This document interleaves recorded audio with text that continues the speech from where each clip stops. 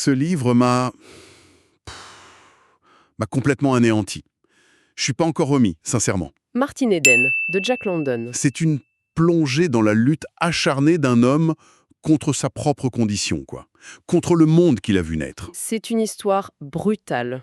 Vraiment. On suit Martin Eden, un jeune marin des bas-fonds d'Auckland, aucune éducation, mais une force de vie incroyable. Et on le rencontre au moment précis où tout bascule pour lui. Le moment où il entre pour la première fois dans un monde qui n'est pas le sien. C'est l'histoire d'un homme qui a absolument tout gagné, juste au moment où il a décidé de tout perdre. C'est à peine croyable, hein? Aujourd'hui, on essaye de comprendre comment une ascension pareille, aussi fulgurante, peut être en fait une terrifiante descente aux enfers. Alors, tout commence de manière presque banale.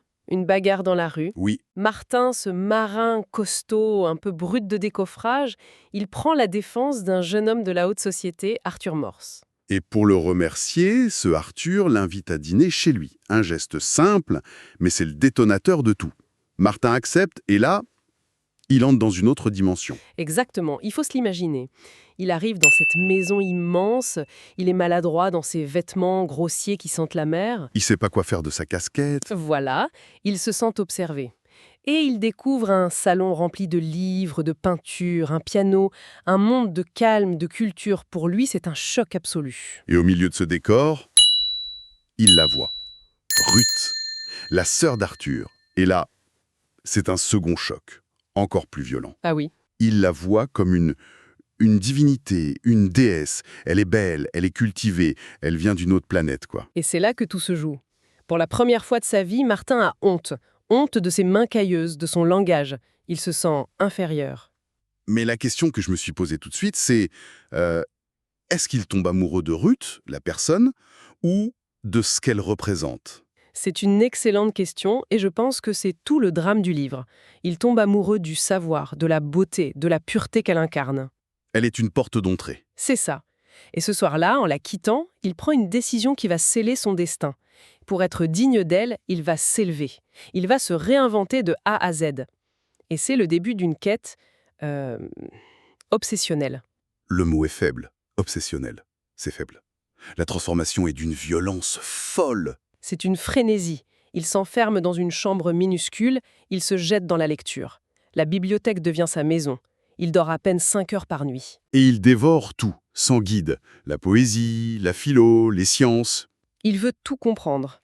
Et il tombe sur un philosophe, Herbert Spencer, qui lui donne une grille de lecture, la survie du plus apte. Ah, et ça devient son évangile en quelque sorte.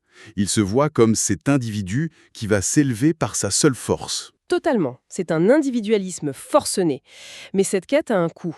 Pour survivre, il doit travailler. Et là, on a des passages, mais insoutenables. La scène dans la blanchisserie. C'est l'enfer. C'est l'enfer sur Terre. La chaleur, le bruit, l'épuisement qui transforme les hommes en brutes. Martin sent que ça le tue. Ça tue son esprit. Et c'est là qu'il décide, il va devenir écrivain. Il va prendre toute cette boue, sa vie, sa misère, et en faire de l'or. Et il se met à écrire avec la même énergie dévorante. Il est persuadé d'avoir du talent, il sait que ce qu'il écrit est vivant, puissant. Sauf que, pour envoyer ses manuscrits, il lui faut des timbres. Et pour ça, il sacrifie tout. Il met en gage son vélo, son costume, il a faim, il a froid, mais il continue d'écrire. Et la réponse du monde général, le silence. Ou alors, ces terribles lettres de refus, impersonnelles, qui s'empilent. Il appelle ça la machine éditoriale inhumaine. C'est un mur. Et le pire, c'est que même Roust, son étoile, son inspiration, elle le comprend pas vraiment. Non, Elle est amoureuse, mais sa passion lui fait peur. Elle voudrait qu'il trouve un vrai métier, qu'il rentre dans le rang. Elle essaie de le polir, de le modeler à son image, sans voir son génie brut. du coup, il se retrouve de plus en plus seul. C'est plus que de la solitude, c'est une aliénation. C'est là qu'on touche au cœur du problème du transfuge de classe. Il est piégé entre deux mondes. Il n'appartient plus à son monde d'origine, les ouvriers, qui se moquent de lui. Et il n'est pas accepté dans celui de la bourgeoisie qui le trouve curieux, mais pas des leurs. On pense forcément à Jack London, lui-même. C'est presque autobiographique, non? Un avertissement qu'il s'adressait à lui-même? Absolument. C'est son roman le plus personnel. Il y met toute sa rage.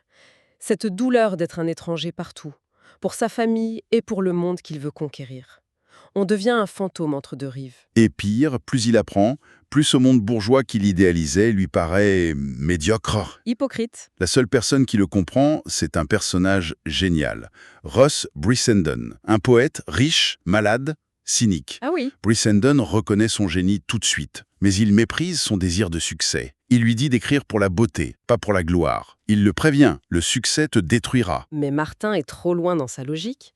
Il veut la reconnaissance. Il veut prouver sa valeur. C'est ça. Et il s'enferme de plus en plus. Il devient lui-même intolérant, méprisant. Il s'est construit une tour d'ivoire intellectuelle où il est absolument seul. Et c'est dans cette solitude extrême que tout s'effondre. La tragédie arrive. Un journal, suite à un malentendu, le dépeint comme un dangereux socialiste. L'ironie suprême pour lui, l'individualiste. Le scandale. Le scandale éclate, oui. Et horrifiée, soumise à la pression de sa famille, Ruth rompt leurs fiançailles. Le coup de grâce. L'étoile qui guidait sa vie s'éteint. Et c'est pas fini. Peu après, son seul ami, Brissenden, se suicide.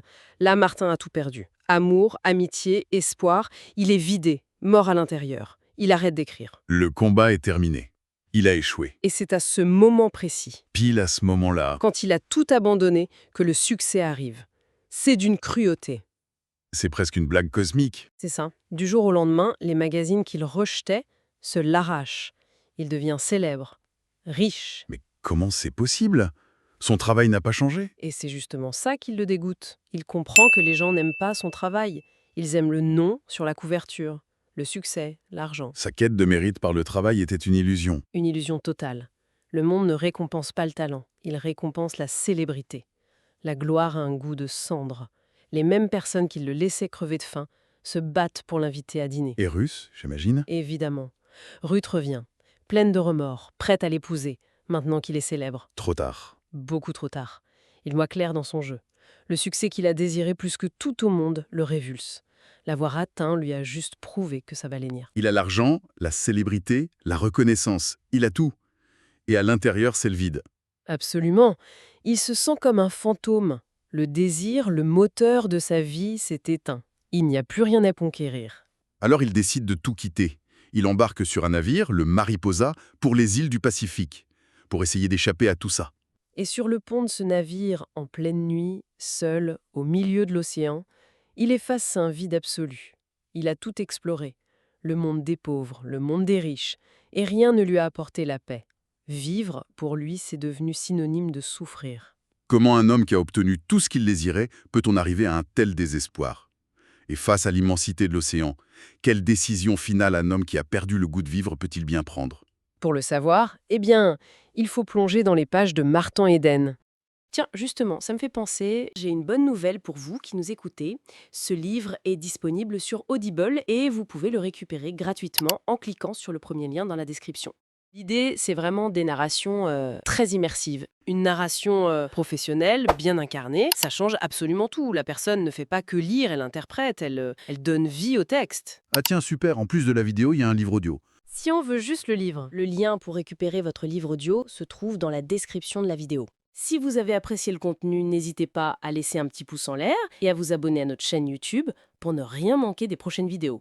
Pour ma part, je vous donne rendez-vous très bientôt pour une prochaine vidéo. En attendant, je vous souhaite une excellente fin de journée ou une agréable soirée et à très vite.